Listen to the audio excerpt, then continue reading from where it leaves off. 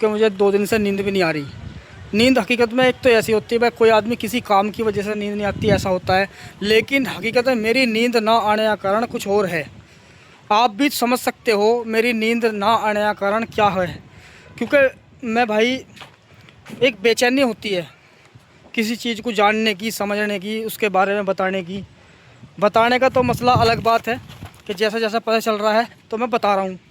लेकिन भैया हकीकत बात है, तुम्हारे से बात करके और इस वीडियो को बना के ऐसा लगे, जब आप देखते हो कि भाई ये एहसान जो है क्या कर रहा है।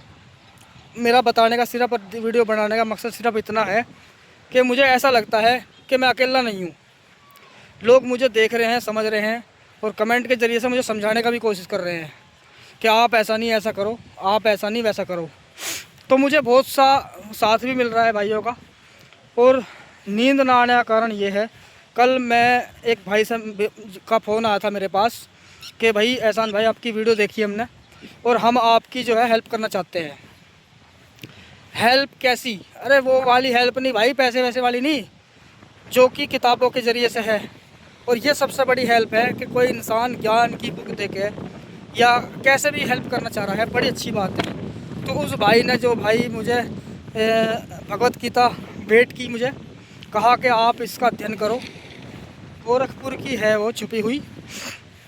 मैंने कही भाई देखो, मेरी बात सुनो दोस्त, मैं इसका सम्मान करता हूँ आपकी भावनाओं का, और कोई ऐसी बात नहीं है, लेकिन दोस्त मैं अभी इसे पढ़ नहीं सकता। कह लगा क्यों भाई साहब, ऐसी कोई बात नहीं है। नुका नहीं, क्योंकि मैंने जो 4 वेद है ना वे, जिन्हें ईश्वरीय ग्रंथ माना जाता है, मैं उन्हें पढ़ना चाह रहा हूँ। कह लगा भाई कोई बात नहीं, लेकिन मैं आपको देना चाहता हूँ। मैंने कहा ठीक है भाई दे दो। तो वो बंदा पास का ही था, तो वो मुझे देना आया और मैंने उससे भाई से वो ले ली। अब ले ली, कोई बात नहीं। अब वो कहते हैं ना कि जब तक पास ना है तो मजबूर है आदमी कि उसे कैसे हासिल करे, जब जो चीज़ हमें मिल चुकी पहले ही। और अब हम रात को मैं बैठा हुआ था, हालांकि मैं और जो पहला है वेद है उसको मैं थोड़ा पढ़ रहा था। हालांकि उसमें बहुत ही अजीब तरह का मुझे मिल रहा है पढ़ाई और ज्ञान, जो जिस चीज़ें कह सकते हैं वो मैं याद भी नहीं कर पा रहा, जैसा मैं वीडियो में बिना देखे बोल सकूं। अगली वीडियो जो पढ़ूँगा देख के बताऊंगा क्या लिखा हुआ है, क्योंकि मैं, हाँ, मुँह ज़बानी तो मैं बता सकता हूँ कि भाई ऐसा है, मुझे ये देखने को मिला, उसकी कहानी ऐसी है वैसी है, कहानी के तौर पर तो बता सकता हूँ। लेकिन ऑथेंटिक जो लिखा हुआ है वो देख के ही बता सकता हूँ, क्योंकि इतना बड़ा भैया मैं भी ज्ञानी ना हुआ हूँ जो एकदम सही रट दूंगा इस लोग को गैल धैर धैर धैर धैर ऐसा करके, ऐसा नहीं है। तो बस ऐसे ही दिमाग में रात क्या हुआ कि मैं जो है, जब वो मेरे पास भगवत गीता थी, वो पास में रखी थी मेरे मेज़ पे कपड़े में, तो मेरे दिमाग में आई कि पढ़ता हूँ इसे भी। तो जब मैंने पढ़ा, तो जब मैं अध्याय 5 श्लोक 16 पे पहुँचा, है ना, श्लोक 16 अध्याय 5 पे पहुँचा, तो मुझे उसमें एक अजीब चीज़ मिली। क्या अजीब चीज़ मिली? यानी किसी भी चीज़ में भेदभाव नहीं है। ये चीज़ देखी मैंने उसमें, और भी मैंने आगे पढ़ा, हालांकि एक आधी बात तो मैं भूल गया, है ना। अध्याय, उसका नंबर मैंने तुम्हें दे दिया है, इस श्लोक का भी और अध्याय भी, कि भाई ये है, आप भी पढ़ सकते हो उसमें क्या लिखा हुआ। यानी उसमें कुछ ऐसा लिखा हुआ कि कोई भी महान ज्ञानी, यानी चंडाल, कुत्ता, जानवर, बिल्ली, इसमें भेद, ऐसा कुछ ऐसे लिखा हुआ है। तो बस वीडियो रोज़ की रोज़ डालने का मकसद सिर्फ इतना है कि भाइयों से समझा जावे, जो जानते हैं इन चीज़ों को। पढ़ना अलग चीज़ है, शेयर करके लोगों से राय लेना एक अलग चीज़ है। तो राय लेने का मेरा काम है और कुछ नहीं भाई, चैनल बनाने का और वीडियो बनाने का, ठीक है नहीं। अच्छा, एक मुसलमान भाई का भी फ़ोन आया था मेरे पास, कहा कि एहसान भाई आप, ठीक है अच्छी बात है, ज्ञान लेना चाहिए, किसी भी धर्म ग्रंथ को लेना चाहिए, पढ़ना चाहिए, किताब की शक्ल में मौजूद है आज हमारे सामने, और कुरान भी है। मैंने कहा भाई कुरान भी किताब की शक्ल में हमारे सामने। उसने कहा बिल्कुल भाई साहब, बिल्कुल कहा उसने कि आप कुरान को भी फेर के पढ़ो और जो आप पढ़ना चाहते हो उसे ही पढ़ो। मैं कह रहा बिल्कुल पढ़ूँगा भाई। देखो इसमें अलग चीज़ है, वो अलग बात है कि मैं उसे, उसमें क्या देखता हूँ, उसे मानूँ ना मानूँ, वो इंसान की अपनी मर्ज़ी होती है। चाहे वो कुरान पढ़ के उसे मानने ना मानने, चाहे वो वेद को पढ़ के उसे मानने ना मानने, वो उसकी अपनी मर्ज़ी है मेरे भाई। उसने कहा एहसान भाई ये बिल्कुल सही बात है तुम्हारी। तो मैंने कहा फिर दिक्कत क्या है भाई? उसने कहा कि हमने तो ये देखा है कि आप मुसलमान हो।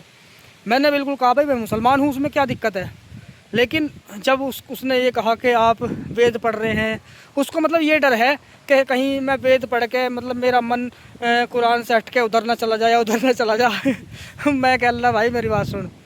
उसको मैंने जवाब दिया दुनिया के एतबार से ही। मगर एक बात बताऊं, बड़े बड़े मौलाना देख उनकी वीडियो सर्च करके, वे कुरान की बात करते हैं, वेद की भी बात करते हैं। जैसे मौलाना जर्जिस है, मौलाना अब्दुल्ला सालिम है एक, और भी बहुत लोग हैं, मौलाना चतुर्वेदी हैं। वे कुरान की भी बात करते हैं, इस्लाम की बात करते हैं, सनातन की बात करते हैं, ग्रंथ की बात करते हैं, सब की बात करते हैं वे।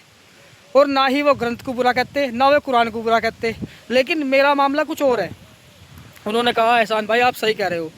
तो उसका डर ये था कि भाई हो सकता है इसको वेद पढ़ के कुरान को वो छोड़ दे या कोई ऐसी बात। मैं कह ला भाई मेरी बात सुनो, छोड़ना पकड़ना तो अलग चीज़ है। पहले मैं पढ़ तो लूँ हैं, और जब मैं पढ़ लूँगा तो भैया वो तो अपनी निजी ज़िंदगी है इंसान की, वो क्या अपनावे क्या ना अपनावे या ऐसी रह ले ऐसा। तो हालांकि उसने भाई ने कुछ ऐसा एतराज़ नहीं करा, तो मैंने ऐसे जवाब दिया। तो जितने भी भाई हैं हमारे मुसलमान भाई, मैं ये नहीं कहता भाई, मैं तो यही कहता हूँ कि आप फ़िलहाल अगर कुरान को नहीं पढ़े हैं तर्जुमे के साथ, हमारे दीन इस्लाम में, हमारे मुसलमानों में एक ये चीज़ है कि हमारा छोटे से छोटा सा बच्चा जो है ना कुरान का हाफिज़ बन जा। मैं बिल्कुल कहता हूँ और इस बात को मैं सल्यूट भी करता हूँ कि हाँ हमारे मुसलमान बच्चे छोटी छोटी उम्र में हाफिज़ कुरान हो जाते हैं। लेकिन भाई साहब उस हाफिज़ कुरान का कुछ फ़ायदा नहीं है। क्यों नहीं है? जब तक उसको ये नहीं पता कि अल्लाह तुम्हें बताना क्या चाहता है कुरान में। सिर्फ आपको ये कह दिया कि इसमें जो प्रतिलिपि यानी भाषा लिखी हुई है उसी को आपको पढ़ना है। और अगर आपको ये सोचते ही नहीं है कि भाई मुझे इसका ये भी देखना चाहिए कि हमें कुरान में अल्लाह क्या कह रहा है, हमें क्या समझाना चाह रहा है, किस चीज़ के लिए कह रहा है, जब तुम्हें इस चीज़ का ही नहीं पता तो भाई साहब बेकार है तुम्हारा उस चीज़ को समझ के बिना पढ़े। तो मेरा मानना यही है कि कोई भी मुसलमान कम से कम अपने जीवन में कुरान को तर्जुमे के साथ ज़रूर पढ़े, और पढ़ के भाई साहब फिर आलिमों से भी मिले। मैं ये नहीं कहता कि आलिमों से तुम बात ही ना करो, आलिमों को कुछ मानो ही ना। भाई उस्ताद के बिना ज्ञान नहीं है, उस्ताद के बिना ज्ञान नहीं है। तुम खमा खा की ग्रंथ उठा के पढ़ लगो अकेले रातों रात, तो तुम उन्हें समझ नहीं पाओगे जल्दी से। तुम पढ़ तो लोगे लेकिन समझ नहीं पाओगे। समझोगे कब? जब तुम्हारा उस्ताद होगा तुम्हारे साथ। तो ऐसे ही ये आलिम जो है हमारे उस्ताद हैं। तो कुरान को पढ़ो, बेशक पढ़ो, लेकिन समझने के लिए तुम्हें इन आलिमों का सहारा लेना पड़ेगा। और कोई चीज़ अगर समझ में ना आए तो यही जवाबदेही बनते हैं, क्योंकि ये हमारे उस्ताद हैं, यही जवाब देंगे। तो इसीलिए भाई मैं इसलिए पढ़ रहा हूँ इन चीज़ों को, क्योंकि पढ़ना मेरी जिम्मेदारी बनती है। हालांकि मुझे भी दुनिया से जाना है, स्वर्ग हो या नरक हो या जन्नत हो या जहन्नुम हो, कुछ भी हो भाई, कोई भी धर्म है, किसी भी धर्म से आप लेते हो, वहाँ तुम्हें सज़ा का भी कॉन्सेप्ट मिलेगा और अच्छे यानी कि स्वर्ग या जन्नत ऐसी कोई चीज़ मिलती है हर धर्म में कि मरने के बाद आपको आपके करनी के हिसाब से जन्नत या जहन्नुम या स्वर्ग या नरक मिलेगा। तो इसलिए मैं सोच रहा था कि पढ़ना चाहिए।